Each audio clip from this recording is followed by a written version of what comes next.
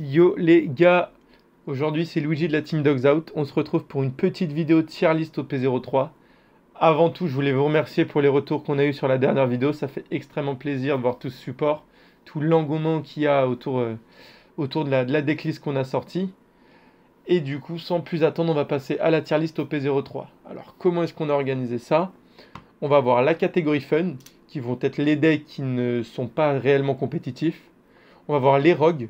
Les rogues, ça va être des decks qui peuvent surprendre la méta, mais qui ne vont pas être attendus au tournant. Les méta contenders, c'est les decks qui peuvent rivaliser avec le top tier, mais c'est pas les decks qu'on va voir le plus en tournoi. Et le top tier, ça va être ce qui va dominer et ce qui va façonner le format. Donc comme vous avez pu voir, j'ai déjà classé les decks fun, c'est les decks qu'on ne va pas prendre en compte, histoire de ne pas perdre de temps à expliquer des decks qui sont inutiles. En fait, ces decks-là, ça va être des decks plutôt fun, des decks qui n'ont pas encore leur place dans le format, mais encore une fois, le jeu change, les extensions amènent du nouveau support, et ces decks-là peuvent potentiellement se retrouver dans une autre catégorie de la tier list. Ce qu'il faut savoir, c'est que la tier list que je vais réaliser, c'est plus un état des lieux de la fin du format japonais. Donc nous, en fait, c'est sur quoi on va commencer à travailler, exactement comme ce qui s'est passé pour OP02. Donc on va commencer avec la catégorie Rogue. Donc hors Rogue, on va placer le bon vieux Kaido, hein. Kaido, ce qu'il faut savoir, c'est que on n'a plus à représenter le deck, hein. C'est un deck autoroute. S'il a sa sortie, il roule sur tout le monde. S'il n'a pas sa sortie, il roule pas sur tout le monde. Mais malheureusement, le deck n'est pas consistant. Rien de plus à dire. Ensuite, on va voir Luffy. Luffy, comme vous pouvez le savoir, hein, c'est notre deck de cœur. C'est le deck qu'on a joué en format OP02. Mais malheureusement, Luffy se fait un peu éclipser par les autres leaders rouges dans ce format, parce que les autres leaders rouges synergisent un peu mieux avec le support qui est reçu. Donc à voir. Après, Luffy, c'est un deck de counter méta, donc peut-être on va vous sortir une decklist mid OP03 pour surprendre je ne sais quoi, mais pour le moment, c'est un deck qu'on considère comme rogue. Bien joué, on peut faire des choses, mais sinon ça va être très compliqué. Ensuite, on va avoir Doffy. Doffy, c'est un deck aussi qui a besoin de jouer on curve. Malheureusement, c'est une couleur qui ne reçoit pas énormément de support, du moins pas du bon support en OP03. Donc le deck reste rogue. Un Doffy bien joué, ça peut top des locaux, bien sûr, hein. Et on n'est jamais à l'abri d'avoir une surprise. Ensuite, on va mettre Ivankov dans le même panier. C'est un deck, hein, qui ne reçoit pas vraiment de support, donc il tombe un peu dans les oubliettes. Nami, nouveau leader au P03, qui pour moi va être un des meilleurs decks de rogue, hein. Nami, ça apporte une nouvelle mécanique, la mécanique du deck out.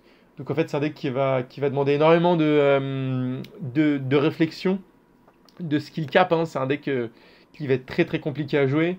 Et malgré ça, c'est un deck qui va pas tout le temps vous récompenser. C'est-à-dire que des fois, vous allez jouer parfaitement, mais malheureusement, par le ceiling et le plafond du deck, on va pas pouvoir gagner une game en jouant parfaitement. C'est ça qui est plus ou moins problématique.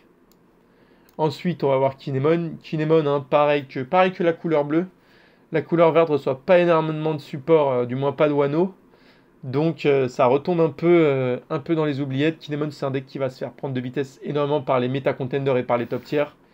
Donc c'est un deck avec lequel vous pouvez top, mais qui ne va pas être un méta contender pour nous. Ensuite, on va avoir le deck Kid, hein. Kid pour moi qui va être un peu mieux que Kinemon de par sa double attaque. Du coup, son pouvoir leader qui va permettre de plus agresser des match-ups comme Barbe Blanche, ce que Kinemon ne peut pas se permettre en early. Ensuite, on va avoir El Famoso Magellan. Magellan qui va être pour moi un des meilleurs rocks du format, parce qu'il a un très bon match-up contre les decks top tier et certains decks méta contenders. Donc c'est un deck qui reçoit du support, sur lequel il ne faut pas dormir. Et pour le moment, on le place en rogue. Qui sait ce que l'avenir nous dira. Ensuite, on va finir la catégorie rogue avec Smoker. Smoker qui est un deck qui reste ok. C'est un deck qui brille pas malheureusement, parce que vous allez voir qu'on a un nouveau leader noir qui est très très fort. Et c'est un deck qui fait son taf, mais qui a besoin de sa sortie. Qui va recevoir du support avec le Searcher Brand New, mais on le laisse en rogue. Ensuite, on va commencer avec les méta contenders. On commence avec Trafalgar Law, hein. Trafalgar Law, on a juste besoin de rien de dire dessus. Juste le fait qu'il joue exactement la même decklist qu'en OP02 Vous connaissez le deck est très très dur à jouer, mais il est très rewardant, c'est-à-dire que quand on va bien le jouer, on va pouvoir gagner la majorité de nos match-ups. Ensuite, on va avoir Ace, Ace en méta contender. Ace, le nouveau leader rouge qui est très très fort, mais qui a un pouvoir plus ou moins limité. C'est-à-dire qu'en fait, son pouvoir, quand on va l'utiliser, on va faire du moins en main. Et malheureusement, faire du card advantage de moins, c'est pas ce qu'on cherche réellement à faire dans ce jeu. Après, il bénéficie des mêmes armes que rouge, hein, c'est-à-dire qu'on va avoir les Marco, on va avoir les barbes blanches. Donc le deck est forcément très haut et très solide. Mais à l'heure actuelle, après à voir comment ça a évolué, il ne façonne pas la méta. Ensuite, on va avoir Katakuri. Katakuri qui va être la nouvelle couleur, hein, couleur jaune, qui va principalement jouer avec ses vies et les vies de l'adversaire.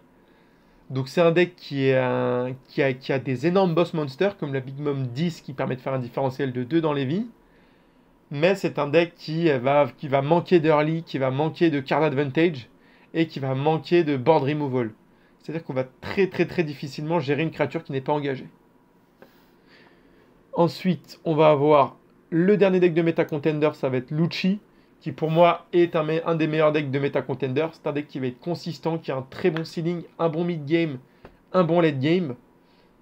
Le deck est très violent, a un très très très bon star power, qui va lui permettre de faire une double attaque pour 0 dodge, juste en discardant 2 cartes de sa main. Très très bon pour le finish, hein. Et du coup, le fait qu'il soit si haut, c'est qu'il a un très bon match-up contre Barbe Blanche, qui va être un des meilleurs decks du format. Donc du coup, en parlant de Barbe Blanche, on va expliciter un petit peu, hein. Barbe Blanche qui, malgré le ban de Moby Dick, reste un des decks qui façonne le format. De par l'arrivée de Iso, qui va être un searcher pour Barbe Blanche. Et du coup, par la consistance avec laquelle il va pouvoir sortir le Barbe Blanche 9 cost à chaque game, en fait. C'est ça, on va avoir les 4 Whitebeard Pirates qui vont être des searchers. On va avoir les 4 ISO qui vont être des searchers.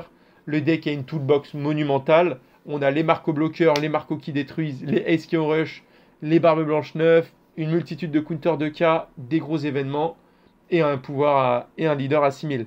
Qu'est-ce qu'on veut de plus dans un deck? Je vous le demande. Et donc voilà le roi d'OP03.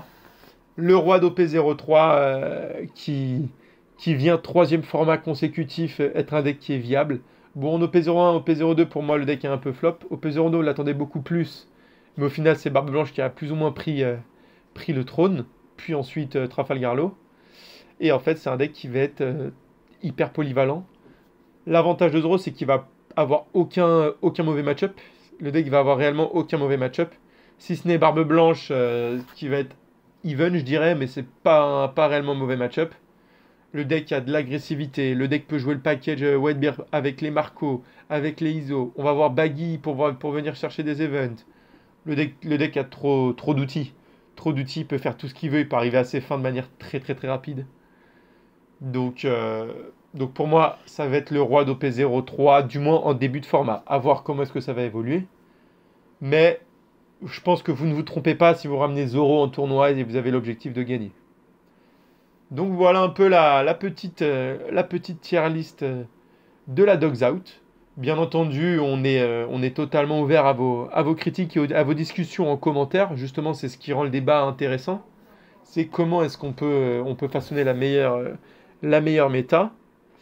Et du coup, restez à l'affût, hein. Là, on va bombarder d'OP03, de gameplay OP03 pour bien vous préparer au format dans les jours qui suivent.